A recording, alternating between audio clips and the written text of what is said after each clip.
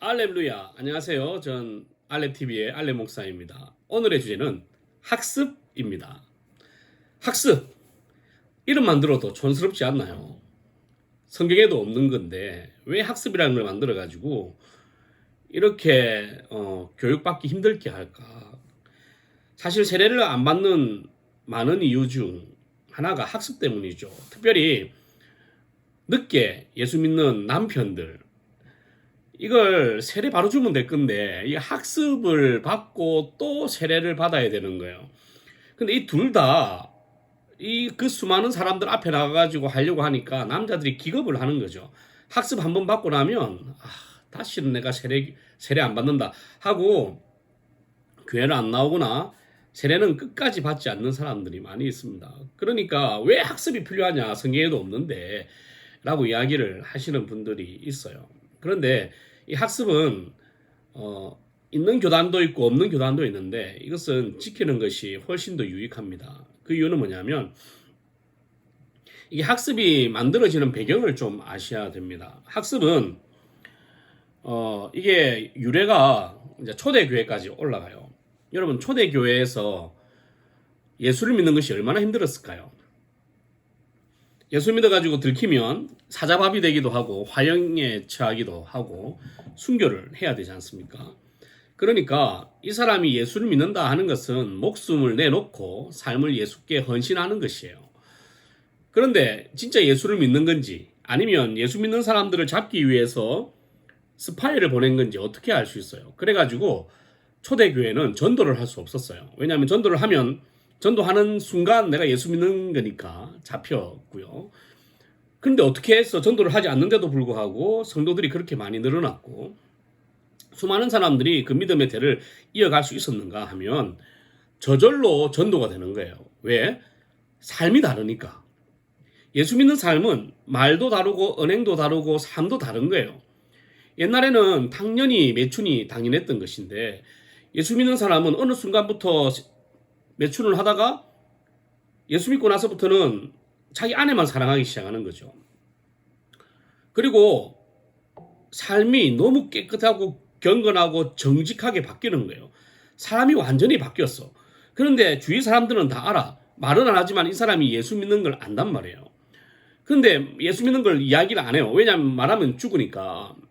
그러니까 사람들이 계속 쳐다보는 거야. 쳐다보다가 야, 나도 저런 삶을 살면 좋겠다 라고 하고 이 사람한테 찾아옵니다. 그래가지고 당신이 어떻게 해서 이렇게 삶을 살기 변했냐 하면 내가 예수 믿어서 그렇다라고 이야기를 해줘요. 그러면 나도 예수 믿고 싶다라고 이야기를 합니다.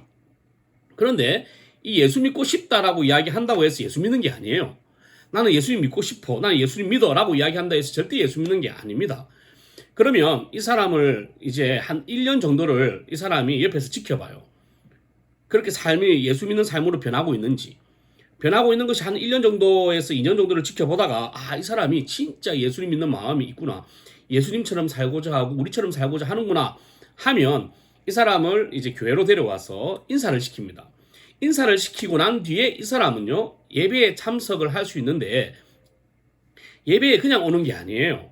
예배에 들어올 수가 없어요. 왜냐하면 이 사람이 진짜 이제 예수 믿는 사람인지라는 말은 무슨 말이냐면 성령께서 인치신 사람인지 하나님이 택한 백성인지는 또 모르잖아요. 그러니까 그것을 또 검증하는 시간이 1년에서 2년 정도가 있어요. 그때까지는 이 사람은 교회에 오잖아요. 그러면 오늘날로 이야기하면 교회에 와가지고 교회 문 앞에까지만 올 수 있어요. 교회당 안에 들어올 수 없어요. 교회 문 앞에 가가지고 그냥 문 닫힌 데서 가만히 있는 거야. 그리고 예배 끝날 때까지 있다가 안에서 들리는 소리만 가지고 그냥 가만히 앉아서 있는 거예요. 그걸 한 1년에서 2년을 해요. 그리고 이제 나중에 그것이 믿음이 검증이 되면 와서 이제 세례 문답을 합니다. 세례 문답을 하고 나면 그제서야 비로소 세례를 주고 예배당 안으로 들어올 수 있어요. 그러니까 내가 예수 믿고 싶다라는 마음을 품기 시작해서 교인이 되어서 세례받아서 예배당 안으로 들어오는 교인이 되는 그 시간까지가 길면은 4년, 짧아도 2년인 거예요. 그 시간에 믿음의 검증의 시간이 필요했다는 거예요. 그리고 세례받기 전에는요, 주기도문을 암송할 수가 없었습니다. 주기도문 암송하면 그게 죄였어요. 세례받기 전에. 왜 그럴까요?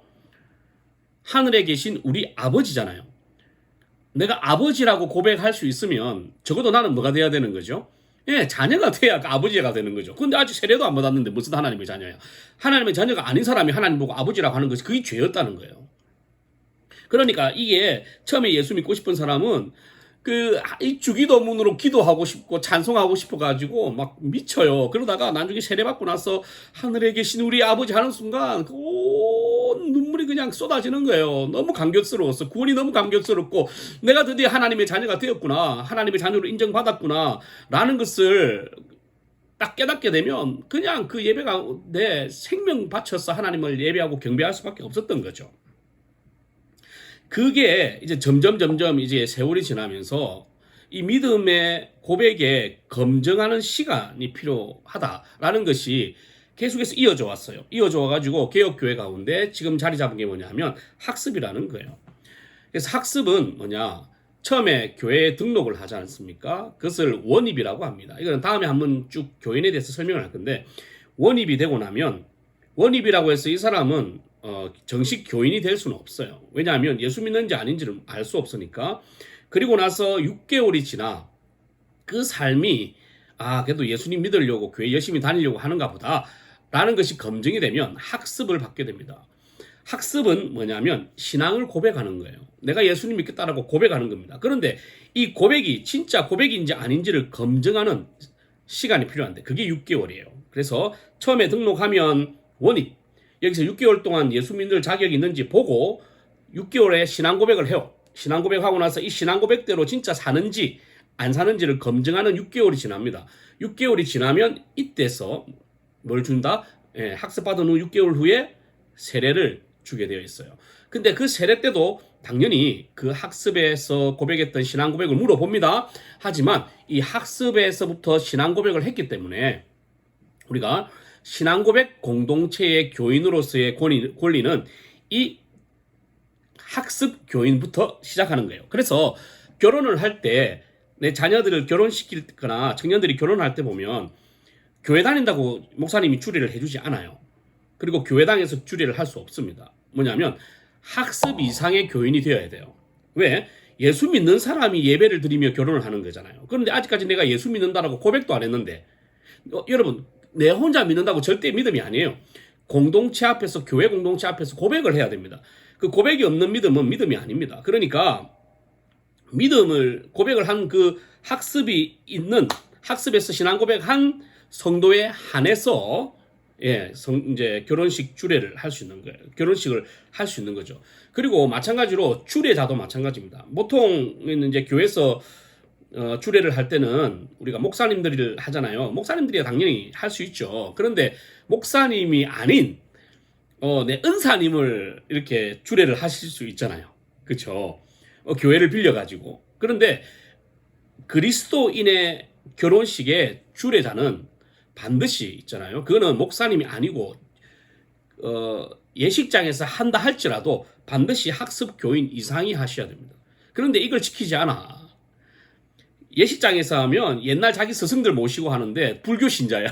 불교 신자.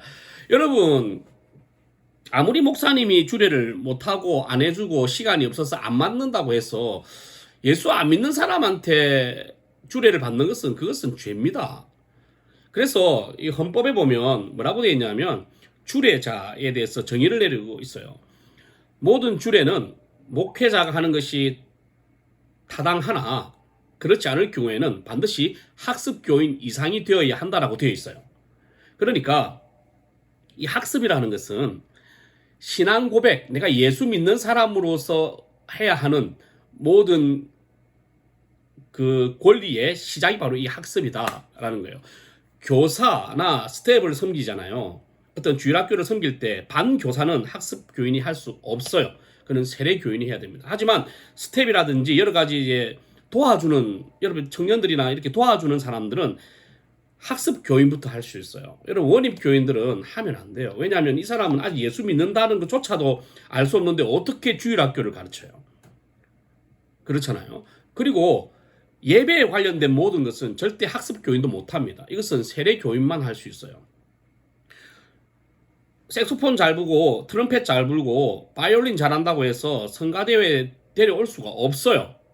그거는 불법입니다. 그거는 하나님을 경멸하는 것이에요.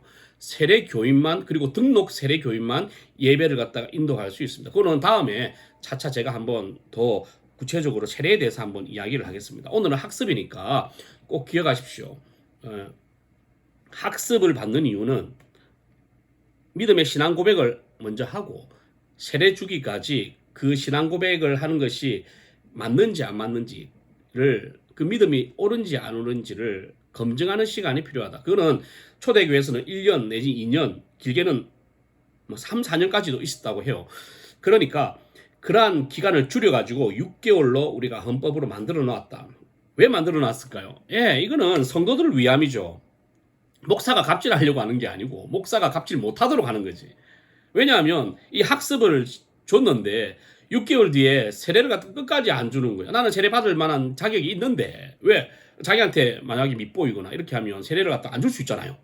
그게 목사가 갑질 못하도록 성도들을 위하여 만들어 놓은 게 검증하는 기간이 바로 6개월이다. 그래서 적어도 원입, 진짜 초짜로 처음으로 예수 믿는 사람, 교회 나오는 사람은 정식 교육 과정과 믿음의 신앙생활을 잘하면 1년 뒤에, 만 1년 뒤에 세례를 받을 수가 있습니다. 그러니까 6개월 뒤에 반드시 학습을 먼저 하시고 신앙 고백을 하세요.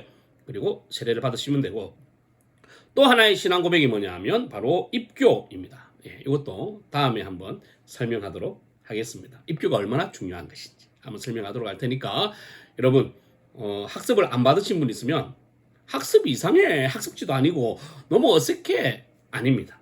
그 학습이야말로 진짜 여러분의 신앙 고백이 오니 신앙 고백 하시면서 신앙생활 잘 하시고, 진짜 내가 예수 믿고 싶다는 것을 공동체 앞에서 고백하며 당당하게 하나님 안에서 신앙생활 하시면 좋겠습니다.